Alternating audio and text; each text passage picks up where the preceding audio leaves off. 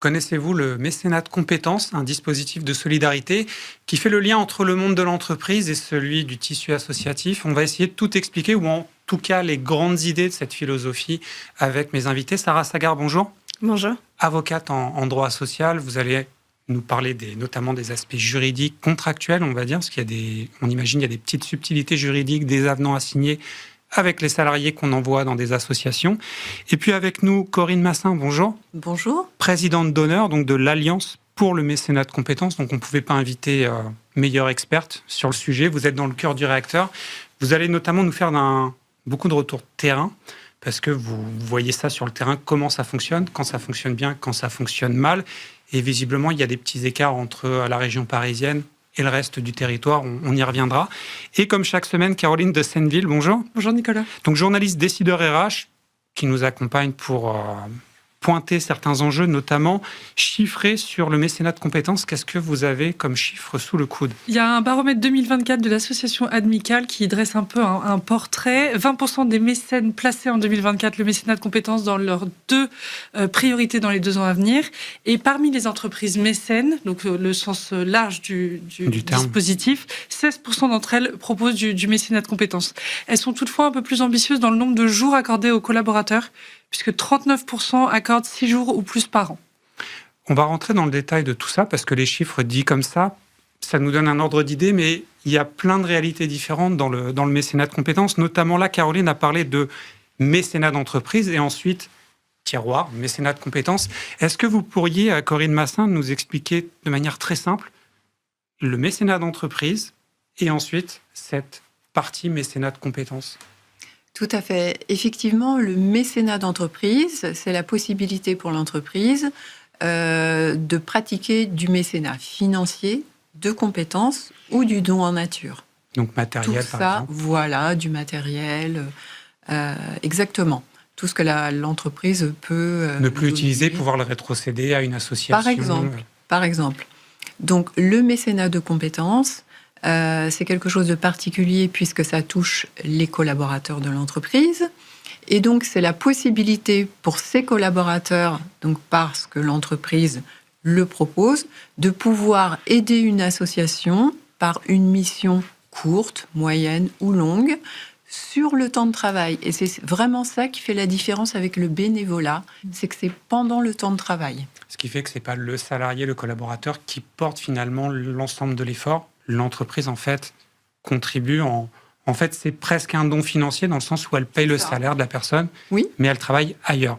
C'est ça. En termes de proportion, il y a combien d'entreprises qui pratiquent déjà le mécénat d'entreprise? Et dans cette population d'entreprises, combien vont aller? Ça fait combien d'entreprises qui pratiquent le mécénat de compétences? Eh bien, parmi toutes les entreprises, on évalue à peu près à 9% des entreprises, les entreprises qui pratiquent du mécénat au sens général, donc financier, dons peut-être en nature. Et parmi ces entreprises, seulement, comme le disait Caroline, 16% proposent du mécénat de compétences à leurs collaborateurs. Ce qui veut dire que c'est un dispositif qui a encore beaucoup de potentiel inexploité. Oui, complètement. C'est vraiment le but de l'Alliance, d'ailleurs, du mécénat de compétences, de regrouper des chefs d'entreprise qui, eux-mêmes, ont signé un manifeste s'engageant à mettre en place dans leur entreprise du mécénat de compétences, à le développer, le promouvoir auprès de leurs pairs, de développer des études sur le sujet, etc., pour le faire connaître. Alors évidemment, en Île-de-France, parce que nous avons au sein de l'Alliance, je dis nous, même si je suis présidente d'honneur et qu'il y a un nouveau président, c'est Euroconsulting maintenant qui a repris la présidence, et nous souhaitons le promouvoir dans les territoires. Et c'est beaucoup plus difficile parce que... alors, c'est vrai qu'on on ne sait pas le pourquoi exactement, mais on a vraiment attiré les entreprises parisiennes, peut-être parce que ce sont les grosses entreprises. Mais maintenant, ce que l'on essaye, c'est d'essaimer un petit peu les bienfaits de pouvoir proposer pour l'entreprise, dans le cadre de ces politiques RSE, ce dispositif qui est vraiment gagnant-gagnant pour l'entreprise, le collaborateur et les associations qui, bien sûr, sont essentielles pour ce dispositif. Qui sont les principales bénéficiaires. Donc Sarah, comment on peut schématiser l'apport pour les associations? Parce qu'on sait que le milieu associatif a commence à souffrir avec les changements budgétaires. Et là, justement, le mécénat de compétences, ça apparaît comme une solution intéressante.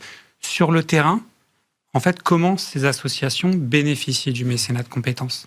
Alors c'est vrai que c'est un réel avantage pour les associations puisqu'elles vont bénéficier de compétences du secteur privé sur des postes qui peuvent être très qualifiés et bénéficier finalement de cette expérience-là, de ce savoir-faire des collaborateurs des entreprises du secteur privé et à titre gratuit évidemment. Donc c'est vraiment exclusif du mécénat de compétences de pouvoir mettre à disposition un collaborateur à titre gratuit puisque dans les autres cas en général c'est une infraction pénale de bénéficier à titre gratuit. Et justement, l'avocat, c'est bien d'avoir un avocat ici, c'est que pour faire du mécénat de compétences, on ne peut pas décider le matin de se dire tiens, lundi, j'ai envie d'en faire, mardi, j'envoie un salarié. Il y a en fait tout un cadre juridique à respecter. Ça ressemble à quoi les étapes ? Imaginons, moi, je vais envoyer un salarié dans une association. C'est quoi que je dois préparer en amont ? Et d'ailleurs, c'est quel service qui va travailler dessus ? Alors, en général, ça va être le service des ressources humaines en lien avec la RSE ? Exactement.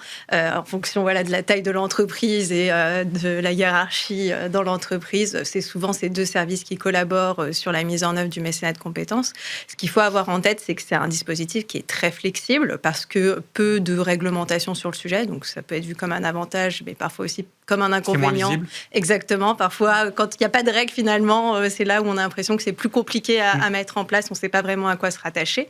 Et c'est un dispositif qui est aussi mis en place de façon concertée avec les partenaires sociaux, donc négocié entre l'employeur et les organisations syndicales de l'entreprise. C'est un dispositif qui est souvent consensuel et on va essayer d'établir un accord pour que ça puisse parler au plus grand nombre de salariés dans l'entreprise. Parce que mettre en place le dispositif, c'est bien, mais c'est quand même un dispositif qui repose sur le volontariat. Donc, si j'ai pas de collaborateur volontaire... Pas quelqu'un à en faire.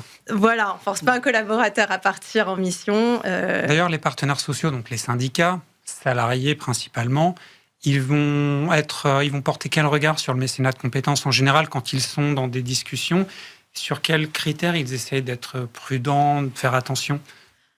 Alors, ça va vraiment dépendre, je pense, de l'entreprise, de la population. Alors souvent aussi par rapport à la pyramide des âges. Oui. Donc on y reviendra peut-être, mais il y a sur les salariés seniors, c'est un intérêt encore. Exactement, il y a un réel intérêt pour les collaborateurs seniors, d'autant plus aujourd'hui puisqu'on a une nouvelle obligation légale pour les entreprises de moins de 300 salariés, donc de négocier sur l'emploi des salariés expérimentés et notamment la transmission des savoirs et donc notamment le mécénat de compétences.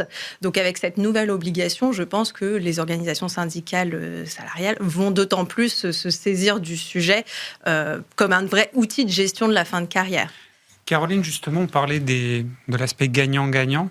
Les salariés, ils ont quoi à gagner en pratiquant le mécénat de compétences, ou en tout cas en retour d'expérience? Qu'est-ce qu'ils disent de leur Ils disent qu'ils acquièrent de nouvelles compétences. Il y avait eu un baromètre du mécénat de compétences mené par France Générosité qui mentionnait que 57% des salariés considèrent que ça leur permet d'acquérir de nouvelles compétences et de la motivation aussi au travail. Un regain de motivation pour 37% d'entre eux.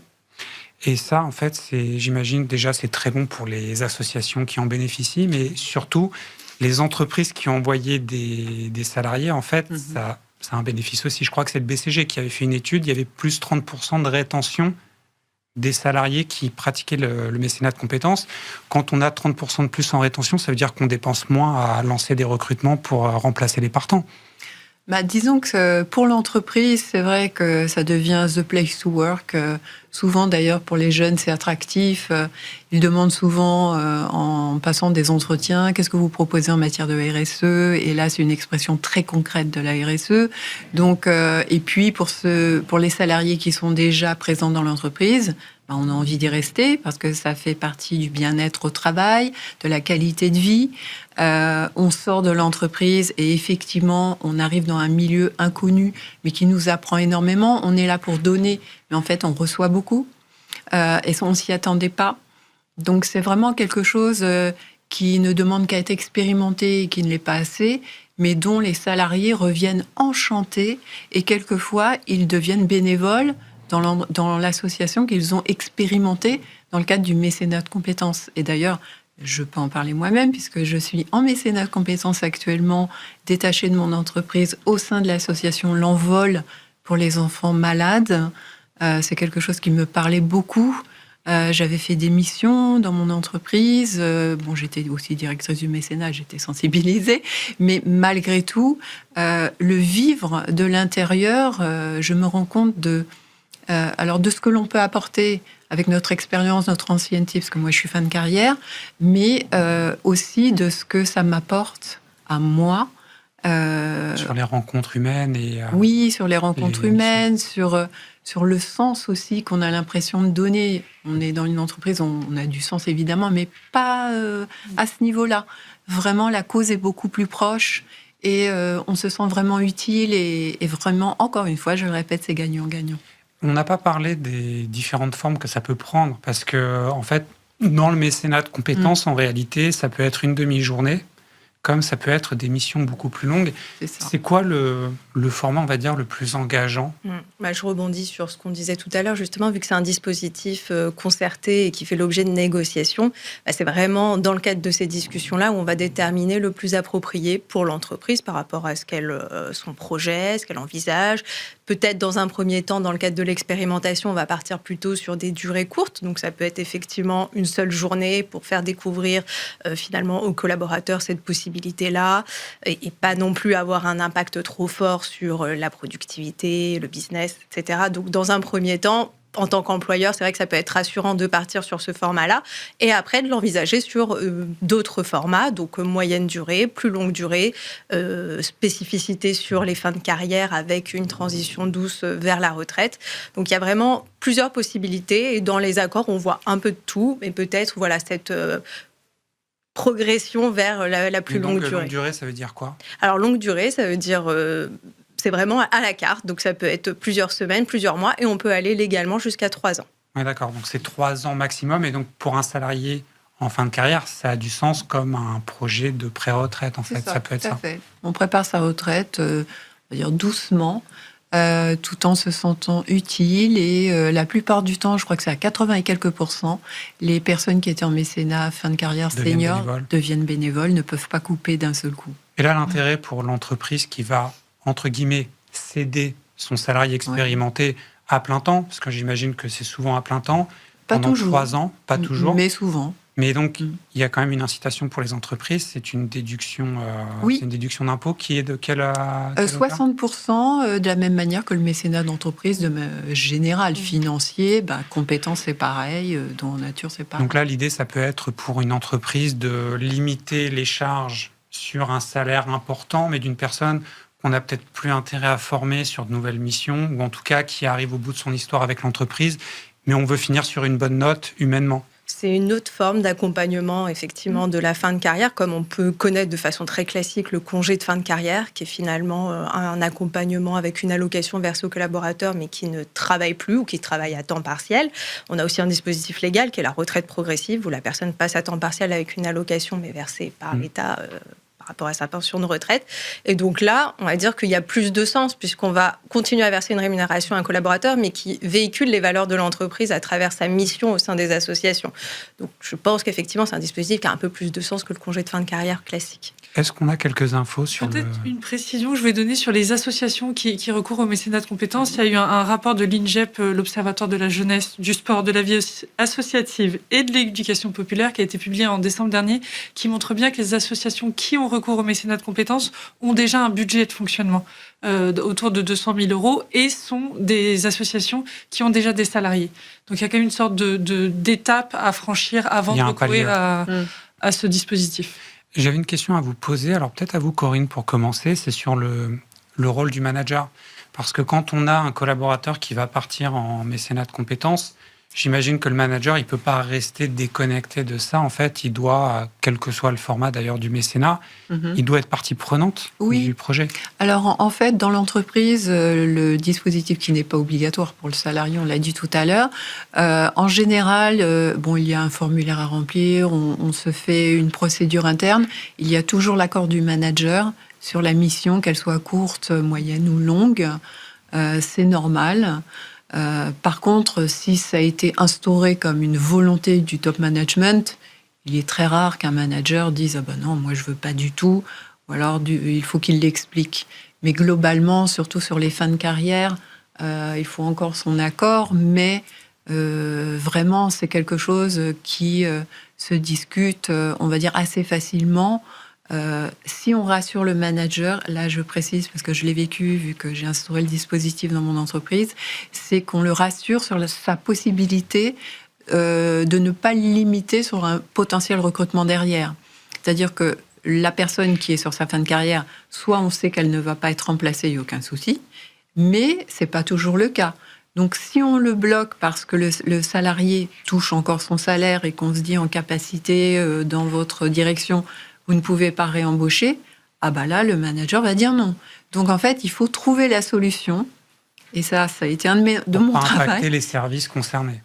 En fait, pour donner la possibilité au manager de libérer de sa direction le salaire, qu'il sorte en fait, c'est un arrangement comptable, mais que le salaire sorte de sa direction, qu'il aille ailleurs, hein, c'est vraiment une construction comptable. En pour fait, que il lui transférer un autre service officiellement sur en fait, nous, on a trouvé la solution de créer une ligne au RH qui s'appelle mécénat, et du coup, le salarié touche... La fiche de paye est identique, mais par contre, sa ligne comptable va ailleurs, ce qui libère la capacité de recrutement du manager.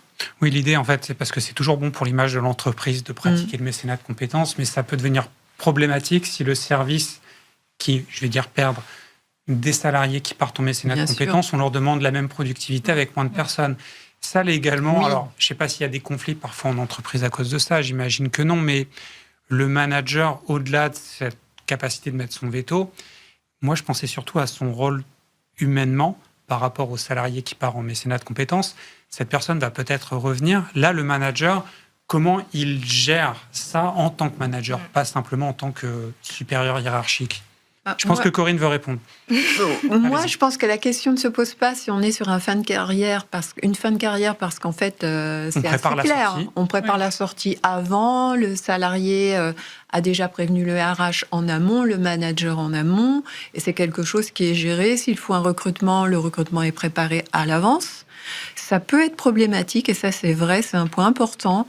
Quelques entreprises proposent du temps long, mais sur des périodes qui sont pas des personnes qui ne sont pas en fin de carrière, c'est-à-dire qu'ils ne sont pas à leur retraite à taux plein. Et là, il y a un retour. Et là, c'est difficile parce que le retour n'est pas forcément préparé. Dans sa convention, le collaborateur a écrit qu'il retrouvera un poste équivalent, mais quelque part, on ne l'attend pas forcément à son retour si ça n'est pas préparé. Et l'Alliance pour le mécénat de compétences a toujours mis le doigt là-dessus. Attention, préparer le retour du collaborateur qui se retrouve dans cette situation. C'est lui établir comme un plan de carrière, mais qui intègre le mécénat de compétences dedans. Et donc, légalement, ça veut dire qu'il faut prévoir quoi? Des avenants? Il faut prévoir un nouveau poste? Alors, il y a 2 points. Sur le départ du collaborateur, effectivement, il y a un avenant, mais qui traite que de sa mission, donc où, quand, comment... Oui, parce que le salaire ne change pas. Le salaire ne change pas, l'employeur reste l'employeur, conserve son pouvoir de direction, et le collaborateur continue de percevoir sa rémunération. En revanche, effectivement, au retour, l'obligation de l'employeur, c'est de lui attribuer son poste ou un poste équivalent, donc de même catégorie, sans modification du contrat de travail, puisque sinon il est obligé d'avoir l'accord du salarié concerné.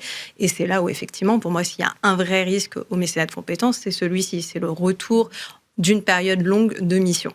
Et là, on peut se retrouver dans des situations où on a une évolution de l'entreprise, de son organisation, le poste qui n'existe plus ou le salarié qui a été remplacé, et une impossibilité finalement de proposer un poste équivalent à ce salarié. Et là, on a un vrai risque de contentieux, puisque la première obligation d'un employeur, c'est de fournir du travail. Et donc, il ne faut pas se retrouver dans une situation finalement de mise au placard de ce collaborateur qui serait parti trop longtemps. Et c'est là où le manager joue un rôle, pour moi, essentiel dans le suivi pendant la mission du salarié pour continuer à garder un lien avec ce collaborateur et l'entreprise, et au moment du retour pour bien anticiper le retour du collaborateur.